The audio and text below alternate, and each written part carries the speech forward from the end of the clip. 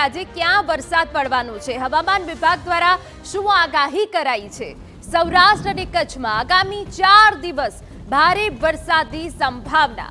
હાલમાં ખંભાતના અખાત પાસે well-marked low pressure સક્રિય, વેલમાર્ક લો પ્રેશરના કારણે 6 દિવસ વરસાદની શક્યતા છે। રાજ્યના સમગ્ર દરિયાકાંઠે 3 નંબરનું સિગ્નલ લગાવાયું। આગામી 4 દિવસ માછીમારોને દરિયો ન ખેડવાની સૂચના આપવામાં આવી છે।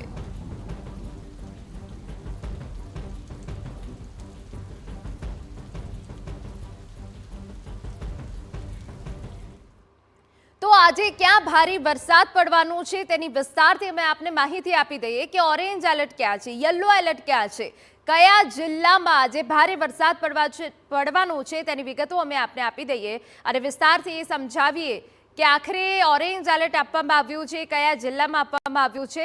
સૌરાષ્ટ્ર અને કચ્છમાં તો ભારે વરસાદની સંભાવના હવામાન વિભાગ દ્વારા વ્યક્ત કરવામાં આવી છે, એટલે કે આગામી 4 દિવસ રાજ્યમાં વરસાદની સંભાવના છે। ત્યારે રાજકોટ, જૂનાગઢ, ગીર સોમનાથમાં ઓરેન્જ એલર્ટ છે।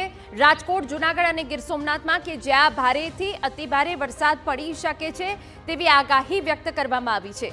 આપને જણાવી દઈએ કે સૌરાષ્ટ્રમાં વરસાદી આગાહી વ્યક્ત કરવામાં આવી છે। એ સિવાય જો વાત કરવામાં આવે તો પોરબંદર, દેવભૂમિ, દ્વારકામાં પણ વરસાદ પડી શકે છે, એટલે કે સૌરાષ્ટ્રમાં ભારે વરસાદની જે સંભાવના છે હવામાન વિભાગની આજે ઓરેન્જ એલર્ટ છે। ત્યારે પોરબંદર અને દેવભૂમિ, દ્વારકા કે જ્યાં આજે ભારેથી અતિભારે વરસાદ પડી શકે છે। યલો એલર્ટની વાત કરીએ, યલો એલર્ટ એટલે મધ્યમથી ભારે વરસાદ પડતો હોય છે।